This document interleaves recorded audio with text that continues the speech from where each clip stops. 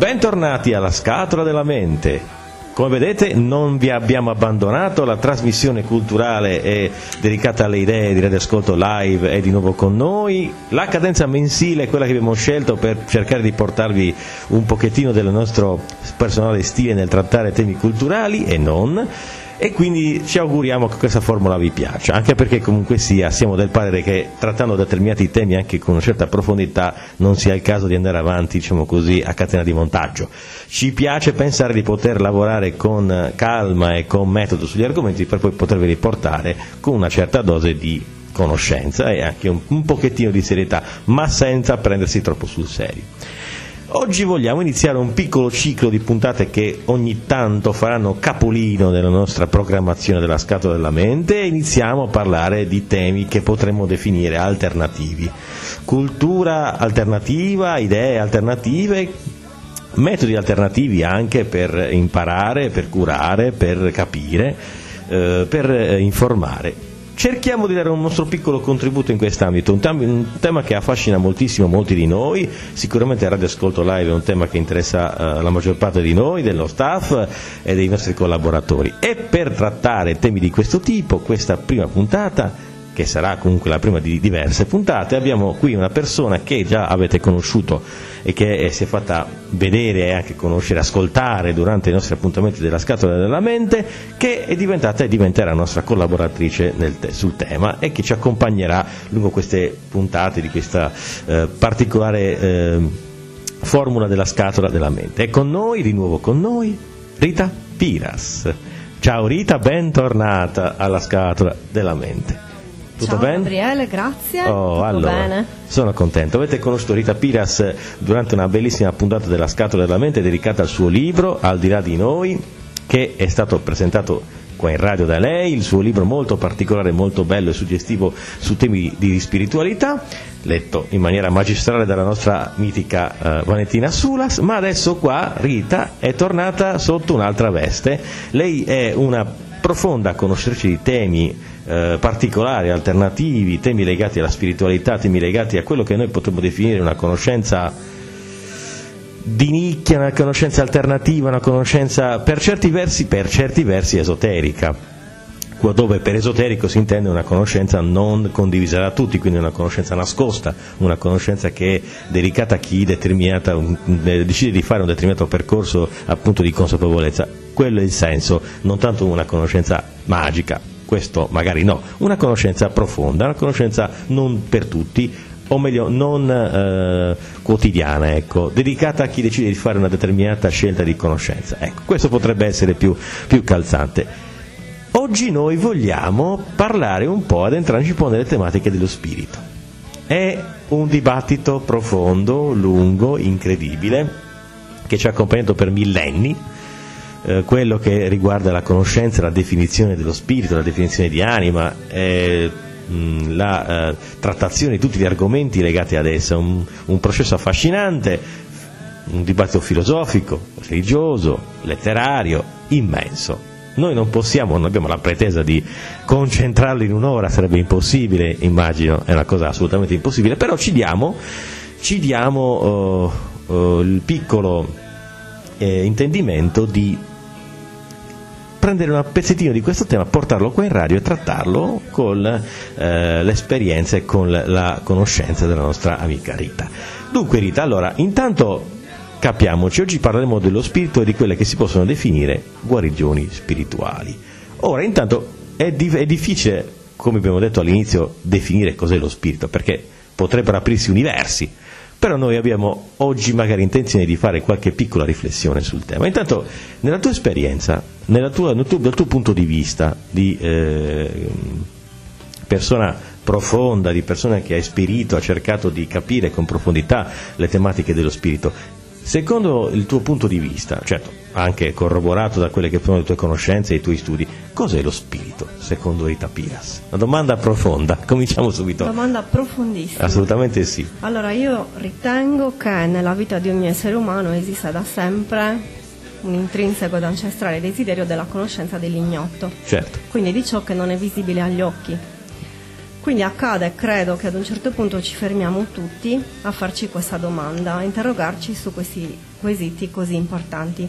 Che cos'è l'anima e in quale modo l'anima può influenzare la nostra esistenza?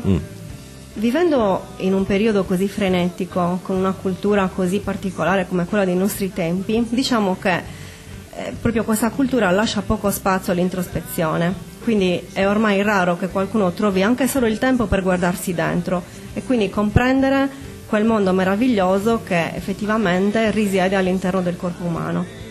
Come dico spesso, sovente dedichiamo moltissimo tempo alla palestra, ai centri estetici, quindi vogliamo apparire esteticamente perfetti.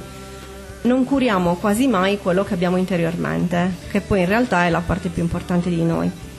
E quando si dice il viaggio più bello della vita è quello dentro se stessi, credo che sia veramente valida questa affermazione. Certo. Fare questa ricerca interiore e quindi cercare di capire che cosa ho dentro, che cos'è questa voce che ogni tanto sento e che mi parla. Diciamo che in maniera molto elementare potremmo dire che l'anima umana è quello che proprio in maniera molto molto elementare noi definiamo come le nostre emozioni, i nostri pensieri, i nostri stati d'animo. Ecco, questi stati d'animo, queste emozioni, questi pensieri sono, a parer mio, ciò che maggiormente dirige la nostra vita. Raramente ascoltiamo. Io per ascolto intendo non silenzio fine a se stesso, ma un silenzio costruttivo, quindi un silenzio che ci porti ad ascoltare quelle che sono le nostre più intime inclinazioni, la nostra essenza, tutto ciò che può farci capire che cosa in realtà la nostra anima desidera, vuole. E quando tu prima affrontavi il tema, anche questo molto complesso, delle guarigioni spirituali, diciamo che in linea di massima io credo che il corpo o comunque l'anima possa ammalarsi quando noi sfuggiamo da quelle che sono effettivamente le nostre inclinazioni d'animo. Certo, ora è un discorso che ovviamente dobbiamo approfondire nel corso della trasmissione, perché sarà importante anche capire quando lo spirito, l'anima si ammala, perché si ammala, quindi una serie di situazioni che possono portare al malessere dell'anima e quindi del corpo, e poi come si può guarire. È un discorso molto complesso, ovviamente anche un po' controverso, perché ovviamente andiamo a affrontare il tema della malattia e della guarigione, che ovviamente sono, ahimè, patrimonio quasi totale, diciamo così, di una certa scienza naturalistica che spesso e volentieri ignora completamente le tematiche dell'anima, riducendola a mera diciamo così, funzione fisiologica, ecco. Certo, è importante, è fondamentale, però non è l'unica cosa che può influenzare la nostra vita come esseri umani, e non soltanto. Però prima di affrontare questi temi complessi mandiamo un bel brano musicale e poi torniamo con la scatola della mente, tematica molto interessante oggi, prima l'ingresso delle tematiche dello spirito e tematiche alternative grazie a Rita Pilas. A dopo il pezzo.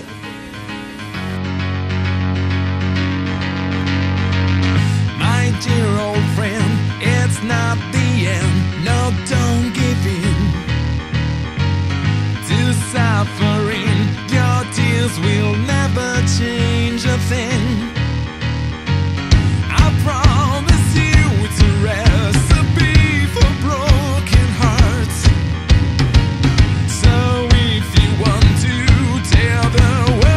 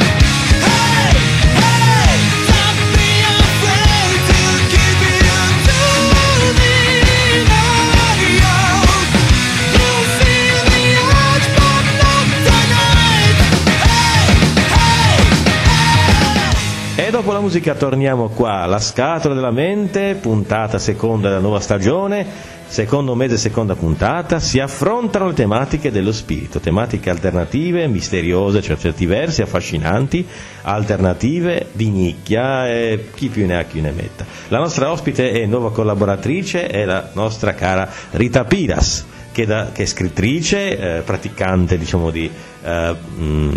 così, come si può dire, metodi di trattazione di problematiche spirituali, ecco, potremmo chiamarli così, esperta anche quindi in materia, e da oggi in poi nostra collaboratrice e contributrice importante sul tema. Ora Rita, abbiamo cercato di dare, diciamo così, una definizione di circostanza dello spirito per iniziare un po' a inquadrare l'argomento della nostra puntata. Iniziamo però a capire, intanto ovviamente abbiamo parlato all'inizio di un enorme dibattito spirituale, religioso, filosofico sul tema dello spirito. Abbiamo un contributo importantissimo da portare, che tu vuoi portarci, di un autore fondamentale nel tema, che è stato poliedrico, immenso da certi punti di vista, che è Rudolf Steiner, il fondatore appunto della antroposofia, della medicina antroposofica e anche della pedagogia, perché è anche un pedagogista importante Steiner. Cosa può dire? Cosa ci possiamo dire noi e cosa possiamo dire agli altri partendo dalle riflessioni di Steiner? Steiner è stato il fondatore dell'antroposofia, quindi la scienza che studia lo spirito. Lui si è addentrato proprio nei meandri di questa disciplina allo scopo proprio di analizzare l'anima umana. Quindi Steiner ha fatto una cosa importantissima, è andato in tempi molto remoti rispetto ad oggi a cercare di scoprire quale poteva essere l'origine di determinate malattie, attribuendole però a malattie dell'anima, quindi dello spirito. Addentrandosi ancora meglio quindi nei meandri dell'aspetto spirituale dell'uomo, scopriamo che c'è un mondo vastissimo, molto più di quanto possiamo immaginare. È anche vero che scienziati, filosofi, ricercatori, medici, psicologi e molti guru moderni tentano ogni giorno di dare una spiegazione a ciò che accade nell'anima. Diciamo che Steiner è stato il fondatore, ancora oggi forse il più valido ricercatore di quella che è una spiegazione all'anima e allo spirito. Ognuno di noi ha, diciamo, una percezione della propria anima, però è proprio lo stare in silenzio, lo stare in ascolto che ci consente di capire un po' di più, ed è una cosa che di questi tempi si fa molto molto raramente. Certo. Quindi un suggerimento importante che io do a tutti è quello di ascoltarsi molto intimamente, cercare dei momenti di profondo silenzio che, come dicevo prima, siano costruttivi, quindi sia un silenzio non fine a se stesso, ma un silenzio votato proprio all'ascolto. Diciamo che poi, ritornando all'argomento guarigioni spirituali, io, perché poi mi sono orientata, ho deciso anche di fare un po' un mestiere di questo, sì. Quindi praticando, diventando operatrice olistica e scrivendo un libro che in sé porta un messaggio spirituale, ho iniziato perché mi sono ammalata, quindi sono una di quelle persone che, come tanti ammalati dei nostri tempi, si è ammalata di una patologia piuttosto seria e grave e ha deciso di rivolgersi alla medicina alternativa. Per cui diciamo che ho provato sulla mia pelle quello che poi consiglio agli altri. Credo sia difficile non provarlo e consigliare comunque una scelta che è già di per sé, certo, molto particolare. Assolutamente. Quindi il tutto deriva e arriva e giunge da un'esperienza personale molto molto importante. Certo, è ovvio che un'esperienza così forte e così importante generi anche per chi naturalmente sa coglierla, una grande consapevolezza. È il tuo caso sicuramente, che è nata una grande consapevolezza dal punto di vista spirituale, e questa consapevolezza ti ha portato quindi ad approcciarti, ad imparare a iniziare ad approfondire questa tematica. Ora, questa tua esperienza ti ha anche reso edotta, ti ha aiutato anche a capire col tempo e anche con la pratica e anche con l'esperienza quando l'anima e lo spirito si ammalano. Ora, se potessimo iniziare a fare un discorso, una riflessione su quelle che possono essere i mali dell'anima, ora evitando di scendere nelle questioni cliniche vere e proprie, Parliamo di mali dell'anima, perché il male dell'anima abbiamo capito che comunque influenza anche il male del corpo, molto spesso, anche quasi sempre direi, per come la vedo io e come anche lo vedi tu e come lo vedono anche altre persone che pensano questo. Allora, noi abbiamo fatto una piccola riflessione all'inizio su quello che noi facciamo vivendo quotidianamente, ignorando la parte che è dentro di noi, evitando di parlare con noi stessi, di conoscere noi stessi. Socratico motto, tra l'altro. Ora, se potessimo iniziare a fare un discorso di questo tipo, quando l'anima si ammala, quando lo spirito si ammala, secondo il tuo punto di vista?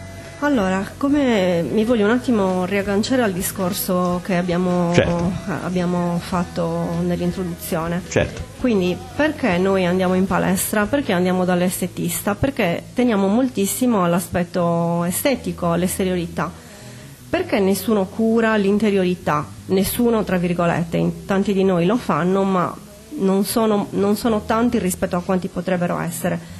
Mi sono resa conto che l'origine di molte malattie è psicosomatica. Sì. E quindi diciamo che in linea di massima sono le nostre emozioni che si ammalano, sono gli stati d'animo e l'anima cerca di comunicarci in qualche modo che non stiamo rispettando le nostre inclinazioni d'animo, anche quelle che sono proprio le nostre disposizioni.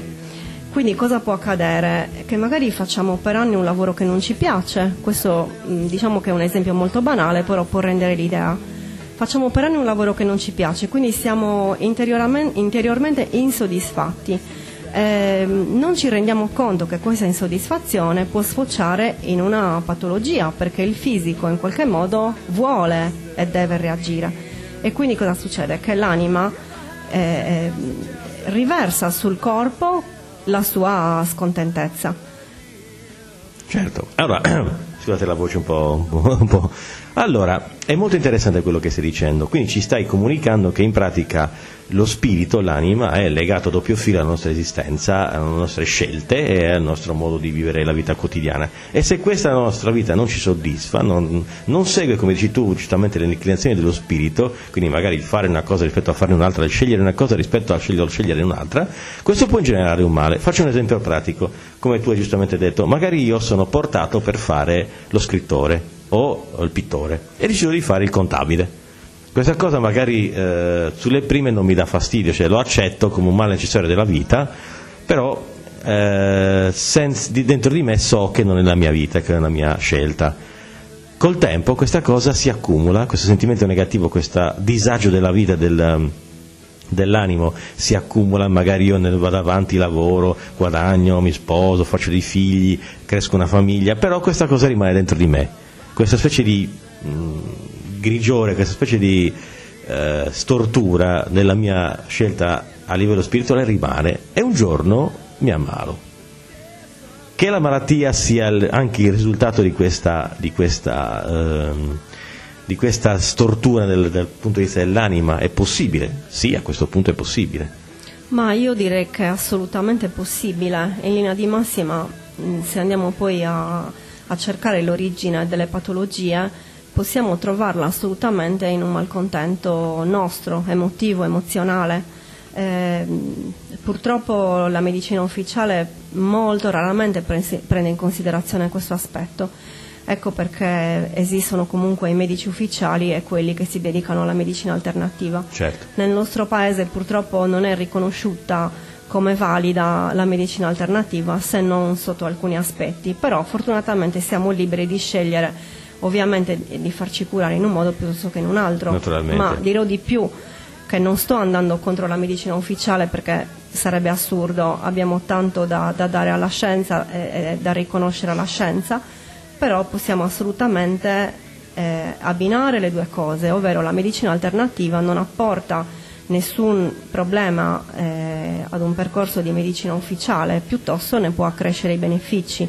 Quindi andando magari a cercare di scoprire che nell'anima ci può essere un messaggio inascoltato da anni, può essere, ripeto, un lavoro che non ci piace, un matrimonio infelice, una convivenza che non ci appaga, o viviamo in un posto che magari non rispecchia quello che può essere per noi il posto ideale in cui vivere, ecco che tutti questi malcontenti legati proprio alle nostre emozioni possono trasformarsi in una patologia. Assolutamente, certamente, sono tutte cose che noi chiamiamo le negatività generale, no? Quelle cose che noi chiamiamo in generale negatività, le cose o stress o cose di questo tipo, sono magari, come tu dici giustamente, scelte sbagliate dell'anima o brutte inclinazioni dell'anima o sbagliate inclinazioni rispetto alla nostra scelta dell'anima o spirituale, e tutto poi alla fine si trasforma in malessere, in malattia. Hai sicuramente qualche esempio importante da portare oltre il tuo, perché nella tua pratica di operatrice avrai avuto anche a che fare con molte persone, magari ci potrai raccontare qualche storia, ovviamente omettendo i nomi per questioni di ovvia privacy, però sarebbe interessante avere qualche esperienza, qualche testimonianza, che avremo sicuramente dopo la pausa musicale. Scatola della mente, la guarigione dello spirito, le malattie dell'anima con Rita Piras. A dopo il pezzo. Geometri dell'essere nato in un giorno sbagliato, di ferie mancate in un filo di guai, ed ore e colori all'amore diventano suoni imbranate nel traffico lento di città. Ed ora che cambiano amici, che cambiano numeri, io ho bisogno solo di lei, di lei. Dimenticherò tutto quello che sto resettando l'anima, resettando di brutto. Ora sai com'è la fine del mondo. Ora sai com'è la fine al bisogno.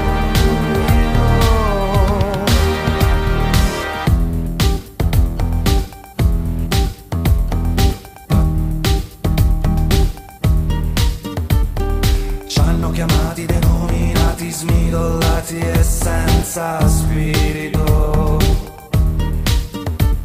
La generazione di finti valori, di false promesse è questa qua.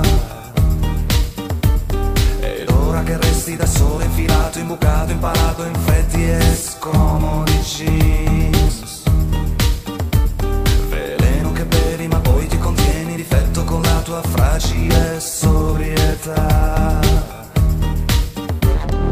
Ora sai com'è la fine del mondo.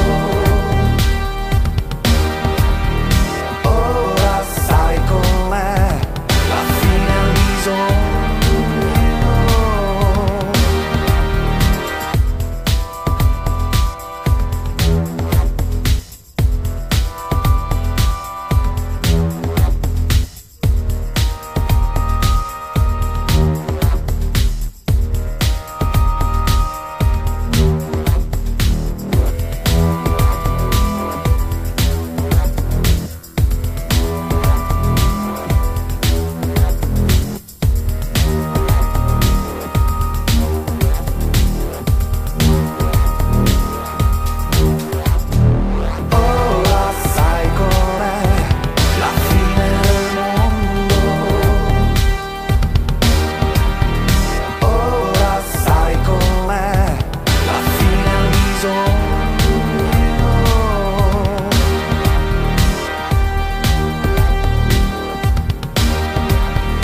Un'altra volta e quindi un'altra volta anche la scatola della mente, una bellissima puntata prima di un ciclo di appuntamenti non consecutivi che comunque sia noi prenderemo di volta in volta, di mese in mese, dedicati ai temi della conoscenza alternativa, quindi tutto quello che può essere definito alternativo, misterioso, quindi temi riguardanti la spiritualità, le altre scienze, temi diciamo così di frontiera che vogliamo affrontare qua alla scatola della mente, con la compagnia e il contributo di Rita Piras, che gentilmente si è prestata per questa esperienza. Grazie mille ancora Rita. Ora Rita, io volevo fare una riflessione su questo tema che è molto interessante, che hai portato e che ci sta portando veramente lontano. Ora, spesso e volentieri noi affrontiamo momenti di difficoltà e anche le malattie con una certa dose di fatalismo.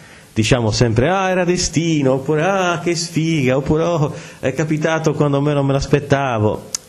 In realtà il fatalismo e anche questa sorta di richiamarsi, questo richiamo alla sfortuna, altro non è che un modo per mascherare, a mio avviso, e penso anche a tuo avviso, il cumulo, l'effetto delle scelte sbagliate e del male che cova nell'anima. Il male che cova nell'anima, come giustamente ci hai detto tu, spesso non viene a galla subito, ma rimane covato, invisibile agli occhi delle persone all'esterno. Una persona può vivere tutta una vita apparentemente felice, però poi portandosi dietro un male dentro, una specie di errore interiore, una specie di malessere dello spirito. Poi questo malessere dello spirito esplode sotto forma di malattia. E questo noi lo possiamo chiamare destino, ma in realtà destino non è. Cosa ne pensi di questa riflessione? Cosa ci vuoi riallacciare? Cosa puoi darci come contributo rispetto a questa riflessione? Ma sono d'accordissimo, Gabriele, che comunque molto spesso, come dicevo prima, trascuriamo proprio il volere dell'anima, questa voce silenziosa che spesso bussa, non vogliamo ascoltarla. Quindi magari forse per rispecchiare i prototipi di questa società moderna cerchiamo un po' di omologarci. Questo omologarsi è qualcosa che va proprio contro natura. L'essere umano non può omologarsi perché siamo tutti assolutamente profondamente diversi. Quindi ognuno di noi dovrebbe essere in grado di ascoltarsi e magari prima di arrivare ad una patologia che può avere una natura psicosomatica cercare di evitare proprio quel contrasto tra anima e corpo che può produrre la malattia stessa. Certo. Quindi ascoltarsi di più e cercare di capire se effettivamente stiamo facendo ciò che ci rende felici, perché Certamente.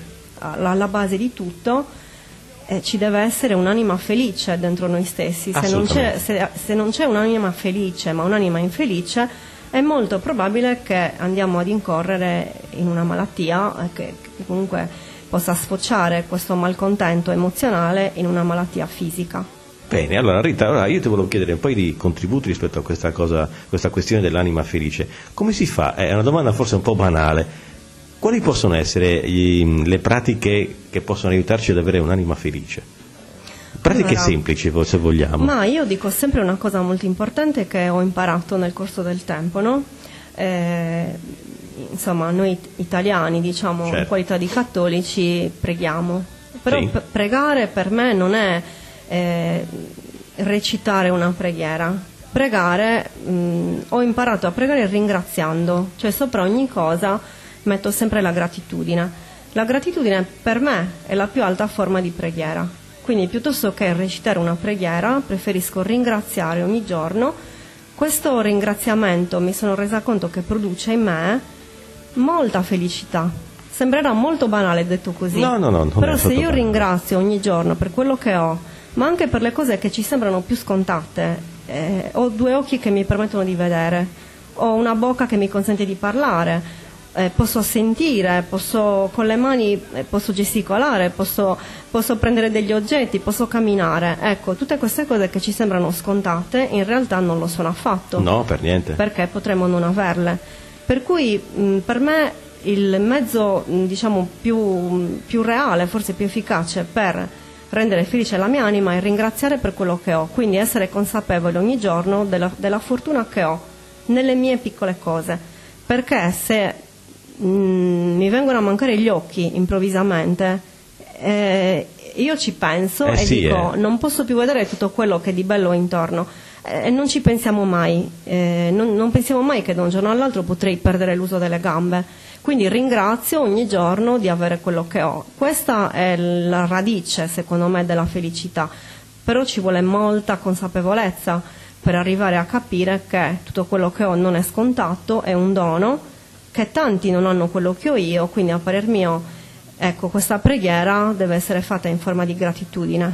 Certo, quindi non è affatto una cosa banale quella che hai detto. Ringraziare e essere consapevoli delle grandi risorse che abbiamo come persone, le risorse essenziali di potersi muovere, vedere, gustare, poter pensare, sono essenzialmente delle grandi cose che noi diamo per scontato. Hai ragione su questo, per carità, da vendere, perché assolutamente sì. È quello che spesso magari si possono chiamare che competenze di base, che sono fondamentali nella vita di ognuno di noi, di autonomie di base che sono fondamentali nella vita di ognuno di noi nel quotidiano. Ora, parlando un pochettino più specificamente anche però delle tematiche che riguardano anche le metodiche, i metodi per cercare di intervenire su quelle che possono essere i mali dello spirito, i mali dell'anima. Ora, intanto ci esistono i metodi per curare, per guarire l'anima. Che metodi possiamo adottare? Sì, allora ne esistono tantissimi. Sì, oggi sicuramente. La medicina alternativa ha una vasta gamma di pratiche che ci consentono comunque di lavorare a livello emozionale sull'anima. Lavorando sull'anima in linea di massima otteniamo, naturalmente con la collaborazione del paziente, otteniamo un grosso giovamento a livello fisico. Allora, io in particolar modo mi sono specializzata sul Reiki. Il Reiki è la più alta pratica di guarigione spirituale giapponese. Allora, oggi queste pratiche che sono nate in Oriente comunque sono state poi introdotte anche in Occidente, e diciamo che si stanno sviluppando in maniera molto molto profonda, perché i risultati comunque sono molto validi. Lo dico proprio perché, come dicevo prima, ne ho fatto un'esperienza personale. Dall'esperienza personale è nata la volontà di poter aiutare altre persone che si ritrovano oggi nella condizione che io ho vissuto ormai tanti anni fa. Quindi mi sono specializzata in questa pratica, ma prima, quando parlavo della gratitudine, della preghiera, volevo dire che comunque le pratiche sono tante, quindi la preghiera, la meditazione, il training autogeno. Ci sono moltissime discipline che possono aiutarci proprio innanzitutto a fare silenzio e quindi a connetterci con la nostra essenza, che non è altro che l'anima. Per quanto riguarda quello che io faccio, la pratica che io svolgo sui miei clienti, chiamiamoli così perché siamo un pochino costretti a chiamarli clienti ma non pazienti, in realtà però sono pazienti. Beh sì, da un certo punto di vista che si rivolgono all'operatore olistico per cercare di curare magari le proprie emozioni. Mi piacerebbe portare a conoscenza alcuni piccoli casi. Assolutamente sì, anzi è bello avere delle testimonianze. Parlaci un po' di queste testimonianze. Sì, sono capitate delle cose meravigliose nel corso di questo mio periodo, da quando ho iniziato a praticare. Capitano delle cose bellissime. Dovrei forse spiegare un po' meglio cos'è la pratica Reiki. Sì, aiuterebbe, sì, in effetti. Lavoriamo con l'energia, andiamo a lavorare con l'energia, partiamo dal presupposto che tutto è energia, quindi tutto quello che abbiamo intorno, tutto quello che è dentro e fuori di noi è pura energia. Questa energia noi molto spesso la trascuriamo, non la utilizziamo effettivamente come può essere utilizzata. Allora il Reiki va a lavorare con questa energia. Quindi diventare operatore Reiki significa avere, attraverso ovviamente dei corsi, avere proprio la capacità di trasferimento di questa energia. Quindi io vengo abilitata e divento capace di trasferire questa energia benefica dall'universo che passa attraverso di me, quindi io divento un canale, assorbo questa energia e la trasferisco ad un altro essere umano attraverso semplicemente l'imposizione delle mani. Detto così sembra molto, molto taumaturgica come cosa, no? Però in effetti fondamentalmente l'uso delle mani è la base di questa pratica, quanto ho capito, vero? Sì, non c'è niente di magico, non c'è niente di troppo particolare, è molto semplice, si tratta di utilizzare l'energia che è intorno a noi e di utilizzarla a fini benefici per aiutare un'altra persona, quindi fare un trasferimento di energia benefica ad un paziente, ad un cliente. Certo. Casi bellissimi sono stati quelli in cui mi sono ritrovata ad immergermi in una tale profondità nell'altra persona, tanto da attraverso proprio il potere dell'energia, non il mio, perché io sono solo un tramite, il potere dell'energia, di arrivare a guarire emozionalmente il cliente da qualcosa che l'aveva fatto ammalare, che era veramente recondito nella sua anima. Facciamo un esempio. Allora, sai, le casistiche spesso in medicina si usa dire che un medico, uno specialista, ha una casistica in cui c'è un'anamnesi, cioè una storia di vita del paziente, un arrivo al terapeuta. Ecco, facci una storia, raccontaci una storia di una persona che naturalmente chiameremo X perché non possiamo parlare di questa persona. Sì, assolutamente, non entriamo nel merito di questo. Assolutamente. Però una cosa che capita molto di frequente è che io vada a trattare delle donne che magari hanno, adesso non sto a descrivere quali patologie, comunque certo, una patologia, andando a trattare emozionalmente la paziente, io mi rendo conto che in linea di massima l'origine della patologia risiede nell'organo riproduttivo. Quindi molte madri o molte donne che non sono diventate madri hanno all'origine della patologia questo problema. Mi è capitata una bellissima esperienza con una madre che mentre trattavo, insomma, sono andata a trattare la parte del ventre, ho capito che energeticamente vi era un vuoto in questa zona. Il suo bambino ha voluto partecipare alla seduta di Reiki, quindi quando ho capito che il bambino era comunque in grado, perché ha fatto silenzio, questo bambino era in grado di assistere al trattamento che io facevo alla mamma, c'è stata una connessione fortissima con un'altra energia che sentivo arrivare dal ventre. Questa energia era dovuta ad un precedente aborto che questa donna non aveva elaborato. Capisco. Per cui aveva fatto di questo aborto una malattia, ma non era cosciente. Quindi lei a livello inconscio non aveva elaborato questo aborto e lo viveva malissimo. Adesso non vorrei addentrarmi troppo in quella che è la pratica del Reiki, però il Reiki ci permette proprio di attingere a quelle che sono le più recondite emozioni nascoste, per cui questa mamma aveva ancora il pensiero dell'altro bambino che non era nato. Quando abbiamo finito il trattamento, io le ho chiesto se aveva avuto un aborto, perché di fatto non lo sapevo, e lei è scoppiata in lacrime e mi ha detto sì, ho avuto un aborto. E le ho detto guarda, forse non l'hai elaborato bene, perché ho sentito molto forte questa mancanza che ancora oggi senti.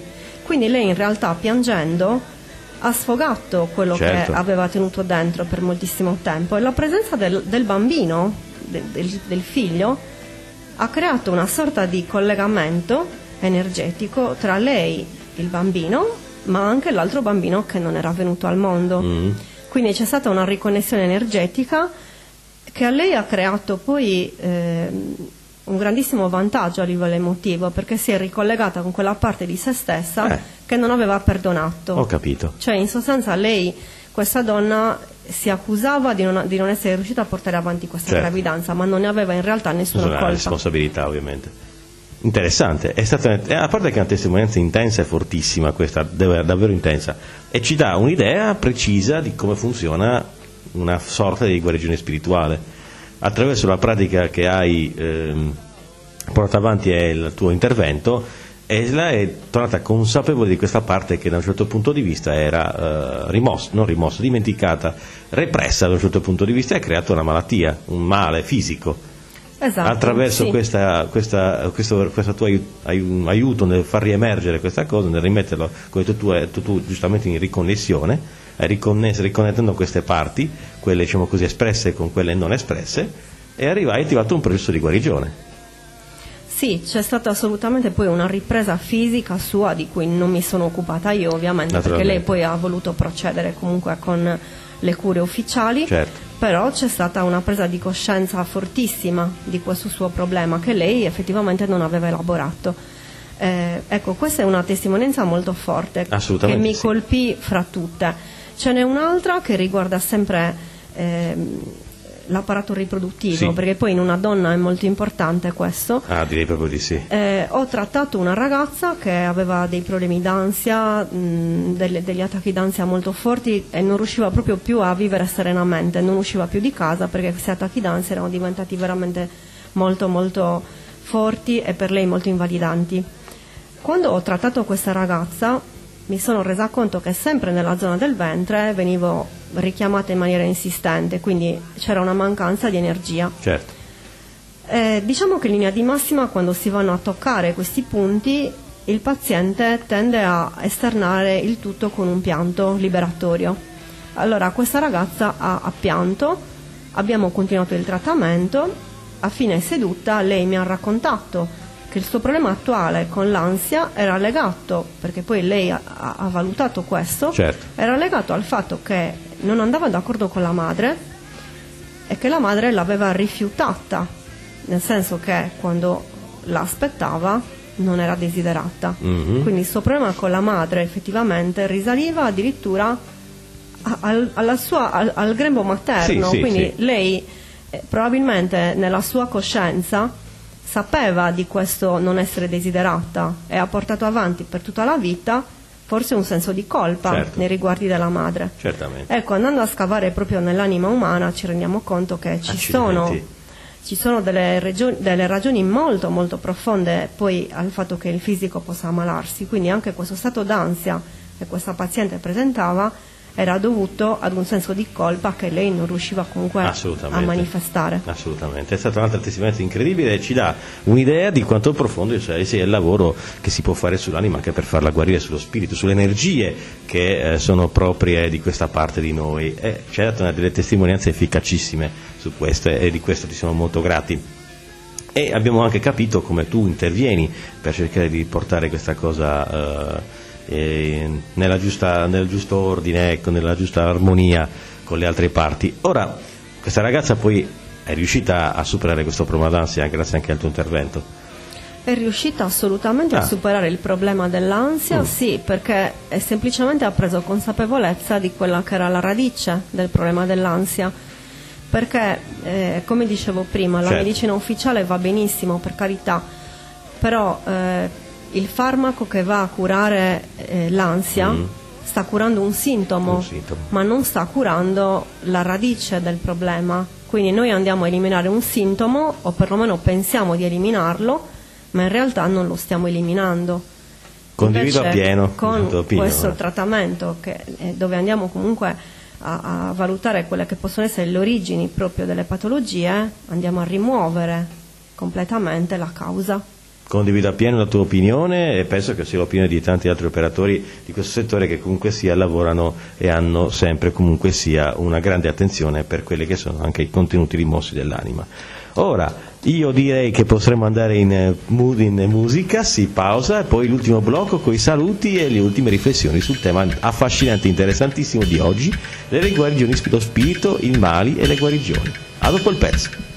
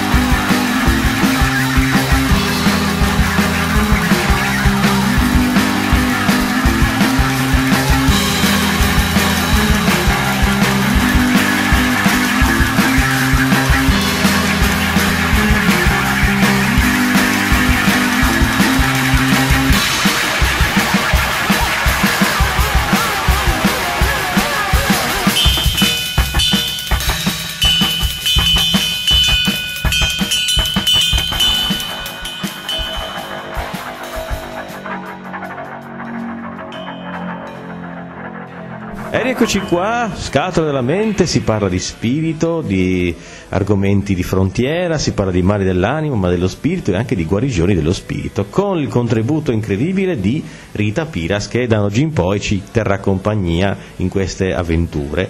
Ora, Rita, dunque, noi dobbiamo intanto per cominciare, per finire, ringraziarti intanto per cominciare per il tuo contributo che da ora in avanti sarà parte integrante della Scatola della mente, così come lo è quello di Valentina Sulas, che riavremo comunque sia qua nelle prossime puntate con altri contributi. Il nostro staff si sta ingrandendo, siamo molto contenti di questo. Ora Rita, passiamo alle cose pratiche, tra virgolette. Se tu potessi dare qualche consiglio alle persone su come curare l'anima nel quotidiano, ecco, per prevenire i mali brutti che possono arrivare, possiamo intervenire sull'anima per curarla? Se sì, come? Assolutamente possiamo intervenire, quindi mi riallaccio a quando noi portiamo il corpo in palestra. Certo. Ecco, prendiamoci del tempo ogni giorno per amarci. Ricordiamoci di volerci bene, questa secondo me è una cosa molto importante, quindi anche solo dedicarsi mezz'ora, no? Farsi un bagno caldo, prepararsi un buon caffè, un cioccolatino, un momento proprio tutto nostro. Magari a me capita spesso che sto rientrando da lavoro in macchina, vedo il tramonto, non voglio lasciarlo andare, mi fermo, parcheggio e mi godo il tramonto. Certo. Questo momento, per quanto banale possa sembrare, mi fa ritornare a casa estremamente felice. Certo. Magari sono 5 minuti in cui il sole cala e io mi rendo conto che in quei 5 minuti sono assolutamente connessa con la natura, con il mondo circostante, e mi rendo conto che un giorno sta finendo, ma che ne arriverà un altro automaticamente. Beh, bella, bellissimo, bellissimo esempio. Quindi fondamentalmente sorprendersi e non rinunciare alle cose belle che ci circondano, non sì, lasciarle passare, ecco. Assolutamente, ecco, non dimentichiamoci che tutto intorno abbiamo tanta bellezza, quindi così come il sole, anche fermarsi ad ammirare la luna è un'altra cosa che mi capita spesso. Sto rientrando a casa la notte, vedo la luna, magari la luna piena, parcheggio e sto a guardarla. Questo momento di ascolto è molto produttivo, mi aiuta moltissimo poi ad andare a letto più serena, ad affrontare la giornata in modo diverso l'indomani, e mi mette in pace. Può sembrare banalissimo, ma è un momento che mi mette in pace. Altri consigli che si possono dare sono quelli, insomma, di ascoltarsi, assolutamente decidere di fare delle piccole cose come mangiare bene, respirare bene, mangiare con calma, non avere fretta, No, infatti. accorgersi che stiamo respirando, ci sembra una cosa automatica, invece No, sì. respiriamo, ringraziamo perché respiriamo, quindi fermarsi un attimo anche solo a pensare che questo ritmo del respiro è comunque il ritmo della vita, che noi automaticamente abbiamo, ma non ne siamo spesso consapevoli. Certo. Quindi queste piccole cose, questi piccoli dettagli, così per iniziare, ecco, piccoli consigli. Fermarsi, mangiare con calma, magari non guardare la TV mentre si mangia, ascoltare i propri familiari a cena piuttosto che stare ognuno per conto proprio. Piccole cose che possono riportare l'anima ad essere un po' più felice e un po' più consapevole. Certo, questo vale anche per tutti gli altri aspetti della vita di una persona, le relazioni, le amicizie, le parentele, immagino vale per tutti gli aspetti di questa della vita di una persona, curare tutti questi aspetti con una certa dose di consapevolezza, quindi se possiamo aiutarci anche in questo. Sì, assolutamente, rendersi conto che ogni attimo che viviamo va vissuto appieno, quindi magari essere consapevoli del momento presente, ecco, molto importante, non pensare ma tanto questo lo farò domani. In realtà il domani non esiste, quindi non privarsi mai di un momento di felicità e pensare lo farò domani. No, facciamolo adesso, certamente. dedichiamoci adesso quel momento di felicità che molto spesso trascuriamo di concederci. Certamente, condivido appieno. Bene Rita, allora intanto vi ringrazio ancora, che tanto male non fa, e concludo dicendo anche che d'ora in avanti comunque questa rubrica, questo spazio che ci siamo ritagliati all'interno della Scatola della mente si occuperà di queste tematiche che potranno generare un dibattito, ma noi vogliamo lasciarvi con un pensiero che ci deve invitare, una riflessione che ci deve invitare a tenere aperta la mente, a non giudicare e non avere, diciamo così, preconcetti e non cercare a tutti i costi di perseguitare una persona solo perché ha dei pensieri, delle teorie e dei concetti e delle convinzioni diverse dalle nostre. Dobbiamo avere la possibilità di poter contemplare anche altri punti di vista e evitare le cacce alle streghe, perché Rita ci vuole lasciare con una riflessione di Voltaire su questo tema. Qual è la riflessione, Rita? È una frase che mi ha sempre colpito perché, ripeto, grazie al mio percorso, perché io ringrazio del percorso che ho fatto di malattia e guarigione, fortunatamente, una frase che mi ha sempre colpito quando io ho scelto in ogni caso di conoscere meglio la medicina alternativa è appunto questa frase di Voltaire, filosofo e scrittore del 1700, che disse: le streghe hanno smesso di esistere quando noi abbiamo smesso di bruciarle. Perfetto, è una frase che sintetizza benissimo il pensiero e le riflessioni che abbiamo fatto finora. Quindi, quando smetteremo magari di avere preconcetti, avremo una più apertura mentale, smetteremo anche di avere tutti questi problemi, diciamo così, di carattere categorico e di carattere giudicativo nei confronti di chi la pensa diversamente da noi. E magari avremo anche dei benefici. Sicuramente avremo dei benefici ad approcciarci a delle pratiche, a delle conoscenze che magari esulano dal quotidiano concreto consolidato. Detto questo, ringrazio Rita Piras ancora per il suo intervento, per il suo contributo incredibile. Questa è la Scatola della Mente, come vedete continuiamo alla grande. Ricordo l'indirizzo della radio: http://radioascoltolive.wix.com/radioascolto live. Continuiamo con le rubriche Meta Live, Rock che vorrebbe ricominciare, speriamo, e poi Radio Mestieri che sta per tornare, manca tanto così, e poi comunque tutti gli altri progetti della radio che stanno andando. Radio Opera, ringraziamo il mitico direttore Fabio Marcello, e ci vediamo alla prossima puntata della Scatola della Mente. Scriveteci, suggerite tematiche, seguite il nostro canale di YouTube e la nostra pagina Facebook. Alla prossima puntata.